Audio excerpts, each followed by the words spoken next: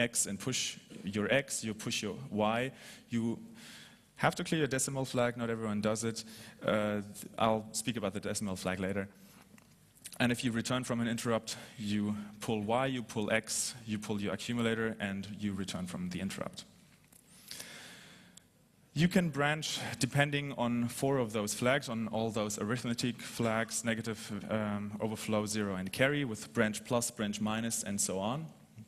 Branch carry clear and branch carry set can be used for comparing comparing something for greater and for less. Like in this example, I compare something that I read from memory with 5, and if the carry is clear, which means it's less than 5, then it takes that branch. You can see that branches are encoded with a 1-byte relative address. So this is position independent, but you can only go up to plus 127 minus 128, counting from the byte after the branch. You can set and clear most of the flags directly.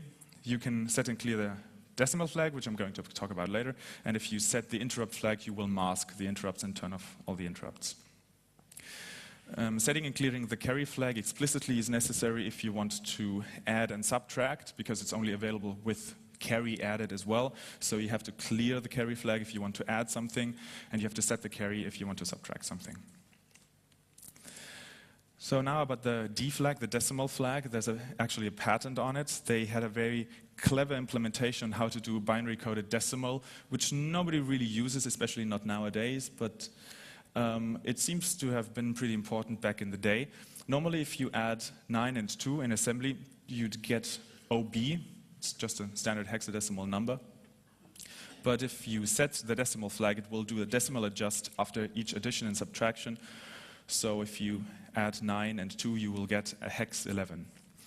This is how it's implemented, but that's not important right now. Let's talk about a very important instruction, which is the NOP instruction. I tried to put everything that it does on a single slide, which is hard, but I tried it anyway. So now let's look at a small snippet of code. This code that I'm going to show you is taken from Commodore Basic version 2 from the original, from the PET update. It's written by Microsoft, and it's actually Easter egg code which will print Microsoft if you pass a parameter of 6502 to the wait instruction. So what it does, it loads, this is a 0-page load, the low byte of the first parameter, compares it to the low byte of 6502. If not, it branches away, tests the high byte, subtracts it, so if it's 0, it would also be okay. It's not equal, so we branch away. We store that, that's a 0, so we just initialize a pointer here. We also copy the 0 to the Y register. This is the high byte of the screen RAM address, so we store the screen RAM at parameter 1, so we can use that as a pointer in 0-page. This is the counter of how many characters in Microsoft.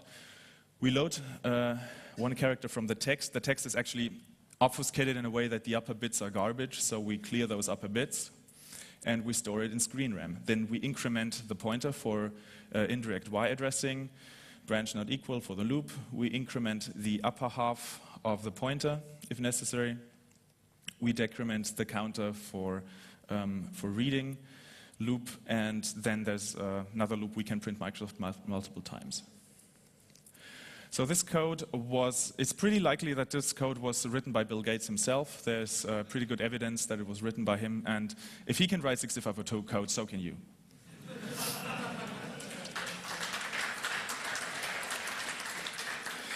Now, what's pretty important on the 6502 is cycle counting. If you want to apply it if you want to use the 6502 in any device, you will have to do cycle counting somewhere in any case. A rule of thumb there is every memory access will be 1 cycle, and there's no instruction that is less than 2 cycles.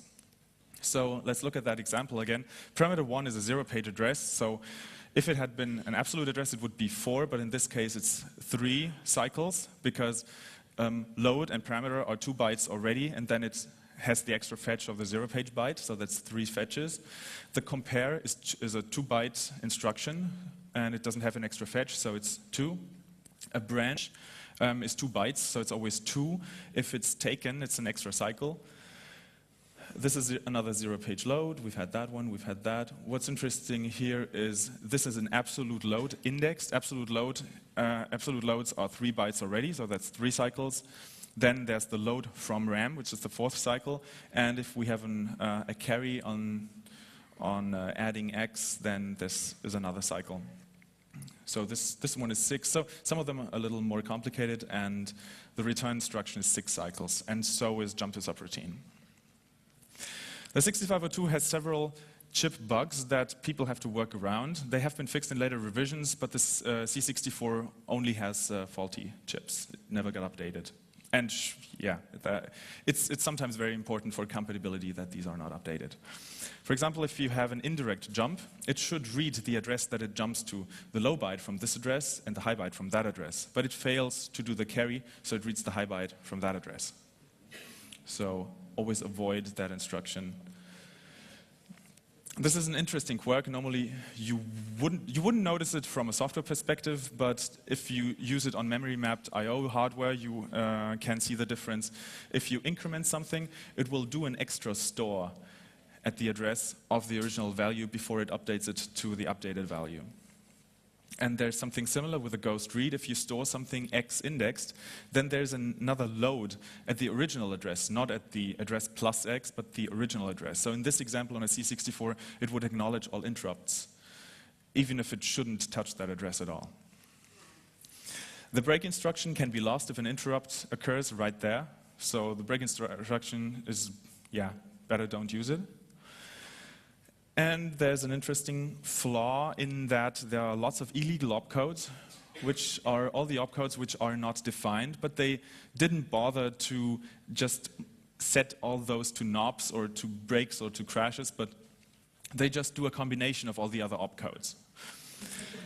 For some of them, this means the machine crashes. For others, I have this table, so these are all combinations of at least 2 other opcodes. Some of them make sense. For example, store A and X into an address, so it ANDs those 2 and stores it in an address. That makes sense, and that can be used in software, and because on all C64s you are guaranteed that these work, you can really use them. And here's the second half of them. So let's talk about some tricks that you have to do on a C64 or on a 6502-based system. Because you're so register-starved, you can only pass 3 bytes at a time to a subroutine, and you don't want to push them on the stack because the stack accesses are extremely complicated. You want to put your extra data onto the 0 page, and lots of programs do that. RTS jump tables are pretty nice if you need a jump table. What you can do is you load from the table, push it on the stack, and then just do an RTS. Of course, you have to the addresses you have to encode in memory are -1 because RTS adds another 1 before it jumps there. If you want to save RAM or ROM, and this is used a lot everywhere, including Microsoft Basic, you compare something in this example. If it's 5, yeah, then let's jump there, load something, and print that character. Otherwise, let's load something else, and now I would want to do jump print character as well, but that's 3 bytes.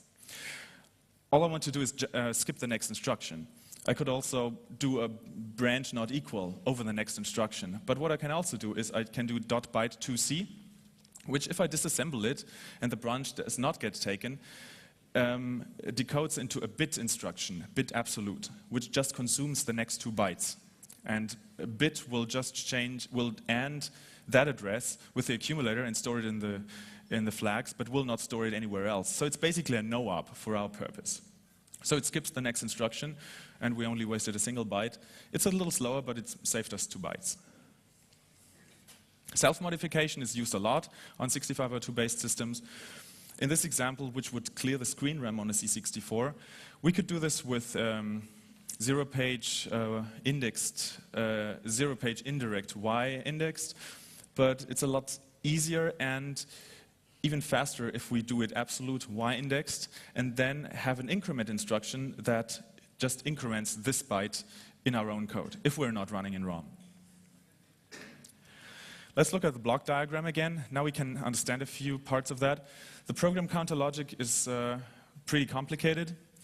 The cycle counter counts in which cycle inside the instruction we are, and this is the opcode which gets cached here. And these are the two fields that can get then passed into the instruction decoder. So depending on which opcode we have and in which state of the opcode we are, it outputs a few commands to the registers, which can either be put on the bus or taken off the internal buses, and it also controls whether the ALU, what the ALU is going to do. Looking at the die shot again, this is this decoder ROM. There's all this logic that controls everything, including the ALU, and that's the register set. The 6502 has about 4,000 gates compared to 20 or so million of today's CPUs. And you can see that about half of the CPU is registers alone, although it's just 4 or 5 general purpose registers, or 4 or 5 registers at all. The 6502 next to the Z80 has been a very important CPU. It has been used in many, many systems. For example, the Apple I, which is a rare collector's item today, the Apple II series, the BBC Micro. It's been in all the Atari 8-bit computers and gaming consoles and handhelds. It has been in the Nintendo 8-bit and 16-bit gaming consoles, and it has been in that guy, of course. The C64 uses a 6510, which is exactly a 6502 with just 6 more I/O pins for memory switching and a few other things, and it runs at almost 1 megahertz. So those extra pins that it has, it can switch memory on and off. The problem with the 6502 is that it can only address 64 kilobytes of memory. But the C64 already has 65 kilobytes of RAM, so what about ROM and I/O area?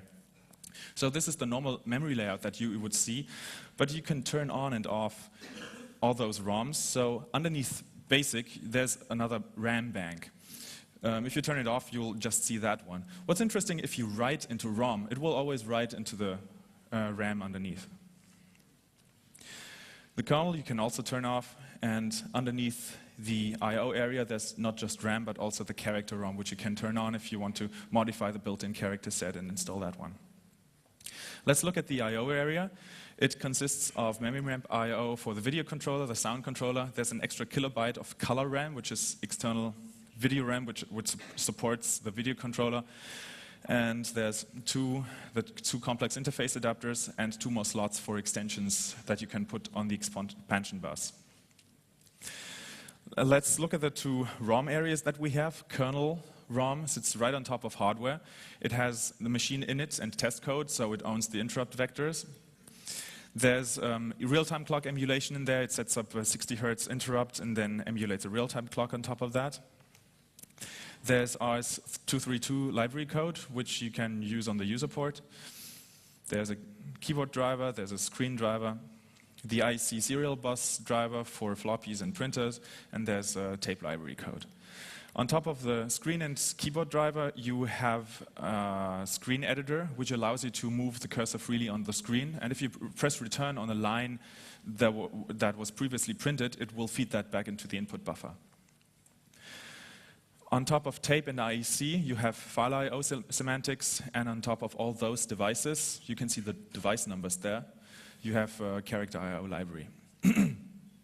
All this is exported through a library call interface in the shape of lots of a jump table at the very top of ROM.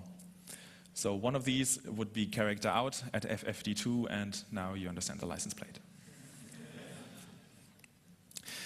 In an example how to program kernel, this is the Unix cat command. I just read a file to standard out. So I open a file at device 8. This is the file name. I say open. I set my standard in to that channel. Then I get a character, write it to standard out, which is still the screen. I read the status. Are we at the end of the file? Yes, we are. Then we close the file and we reset the standard in device. But who would want to write assembly code if you can write basic code? The basic interpreter in the C64 is based on standard Microsoft BASIC. Microsoft wrote a basic interpreter for the Intel 8080, in 1975, and they ported it to other 8-bit systems, like the 6502. It was licensed to many